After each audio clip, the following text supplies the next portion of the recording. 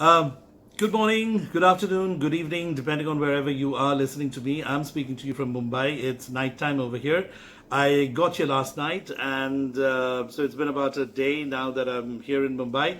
I am here in order to attend the 28th World HR Congress. I have been invited to participate in this event in two capacities. First, being that I've been nominated for an award, and the award is titled Fabulous HR Global Leader. It's a great honor to be given this sort of recognition, and this is not the first time. Alhamdulillah, I received a similar award in 2017 and 2018 from this platform.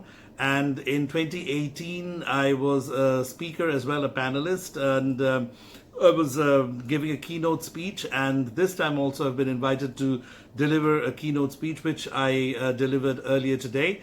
And I've received my award today as well, which is a great, great feeling.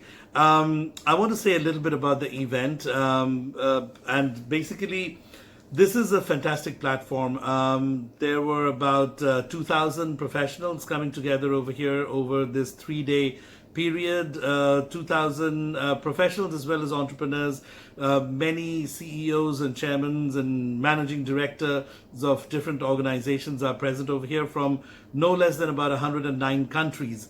I think in 2017 or 2018, I think the number of countries had hit as high as 130. So this is an enormous platform, and to be recognized by a platform like this is actually a tremendous honor and a privilege. Basically, what this platform does is that it doesn't try and identify who is the best. What they try and do is to recognize you for the good work that you are doing, for the good reputation that you have. And that is why, in a particular category, they are not giving the award to the best in that particular category. What they do is they award people who are doing exceptional good work in a particular category, and that's why there are multiple recipients in a particular category. And I think that's a wonderful approach, because they don't go into the risk of choosing one particular person, because when you do that, for a particular category, there can be misjudgment, there can be biases. So I think it's actually a very good policy that they follow by selecting a number of people who they feel fit a certain category, and then they give awards to all of them. And that's a lot like having the grading system. It's not about like who is getting 100 on 100 or who's getting 99 on 100 and topping the class. It's about how many people are getting A and A plus.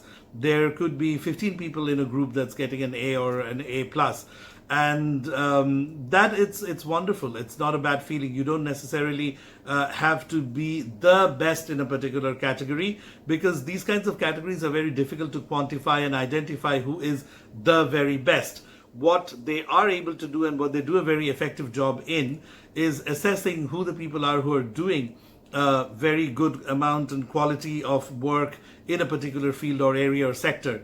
And they have a very eminent panel of adjudicators comprised of professionals, entrepreneurs, and academicians. And in a combined way, they come to the decision of who the award recipients are going to be. So it feels really great to be given an award and a recognition, a citation from a platform like this, in which there is participation from so many different countries, and by people of such great stature from all over the world, and in such great numbers as well.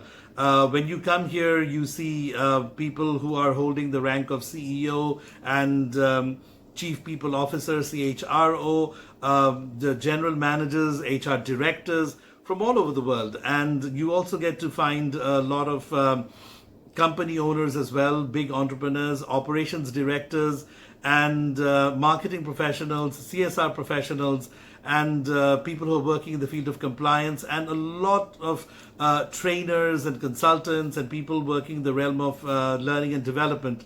So it's an amazing platform. It's an amazing place to get to meet people, know people, interact with people, learn about different people, organizations, and cultures, and listening to all the sessions. They've got about 200 sessions taking place simultaneously in 4 or 5 rooms across the 3 days.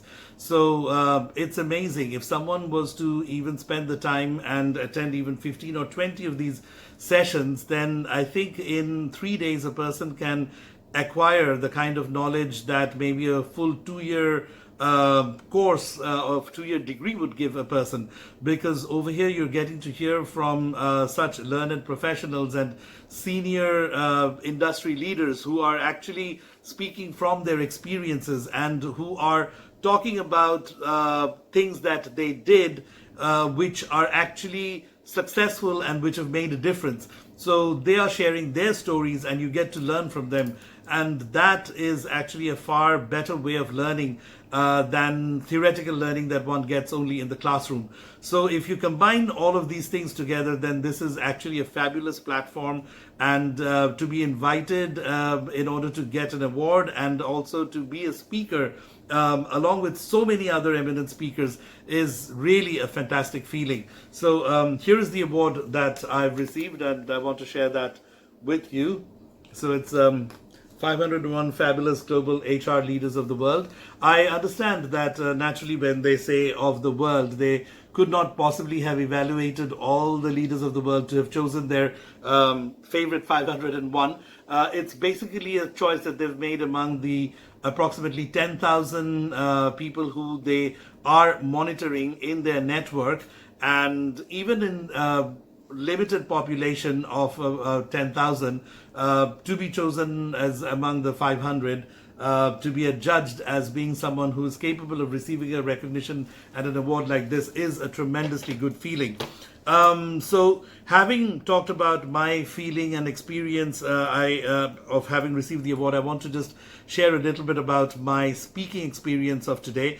I spoke on the subject of how do you build a happy organization through performance management, and I think it was a tremendous experience speaking in front of such an august audience, because all the people who were in front of me in my room were all very senior professionals in the HR and organizational development field, and they were from all over the world, from so many different countries, and there were also so many other trainers and consultants. And to be speaking to an audience like that, it can be quite intimidating, but I think I was able to engage the audience in a very interactive way, and I think the audience responded well.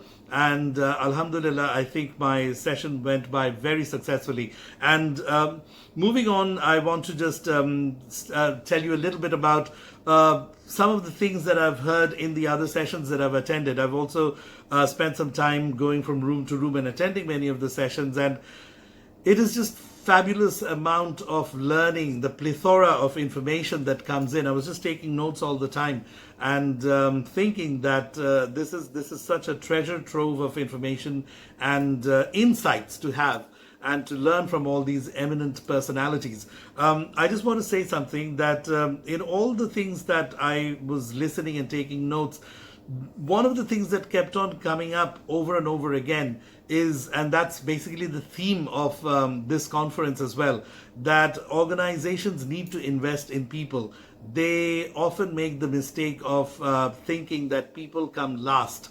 They give maximum importance on their basically the equipment, the machinery, their assets, but they do not understand that had it not been for an effective team that is working to make use of all of these resources, nothing would have happened. So that is something that everybody was talking about, that how it is high time for organizations to place a lot of importance on people and on the well-being of people in the organization, and that it is time for having like a chief happiness officer. It's very important to build a happy organization, and all the speeches were talking about how performance, how the organization's bottom line are ultimately connected with the employees being happy. And that is actually a correlation that perhaps many entrepreneurs are unable to make in all over the world, but that's a place where they need to wake up to the reality and understand that their biggest asset is actually the people who make the things happen. So we need to invest in people, we need to invest in the systems that make people better, and we need to invest in people's happiness in their lives. We should not be just thinking about extracting the maximum amount of output from them, but we need to try and think about how we can give them a good life. And if that is something that can be done, then the output will be coming automatically. So that was pretty much the underlying theme that was that I came across in most of the sessions that I attended. And there's a lot of talk going on about employee morale, employee happiness, and all of these as being key ingredients to the success and growth of an organization. So having said all that, I will be sharing a video about of my speaking, of my session, and I will also perhaps make another video highlighting some more of the learning that I'm taking away from this event as well. So I just want to thank the organizers of the entire World HR Congress, especially Dr. Bhatia and his team members, Mr. Asif Saeed, and other team members who are working tirelessly to make such a massive event happen.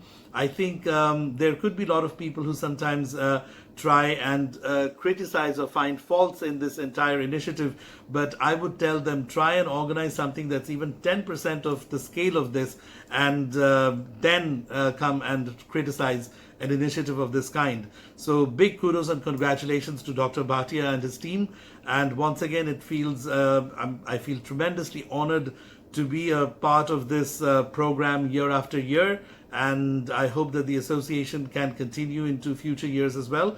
And before I sign off, I also want to offer special thanks to one of my clients, Maces Bangladesh, and to the founding partners, Ruham Manzoor and Tina Salim Manzoor, for also supporting me in coming and participating in this program. And I definitely thank Dr. Bhatia and the organizing committee for giving me the honor and also honoring me by waiving my entire conference participation fee.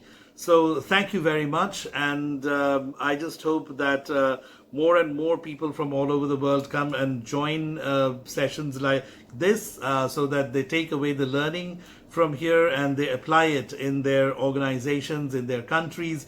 And that's how I think a forum like this will be able to bring about sustainable change in the world, in the way that organizations run, in the way that people work and function across the various sectors and industries.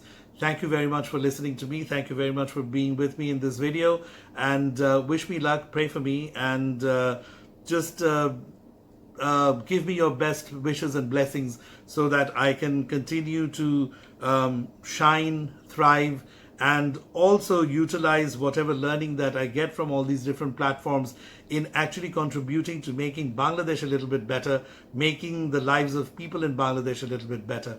Thank you so much for being with me.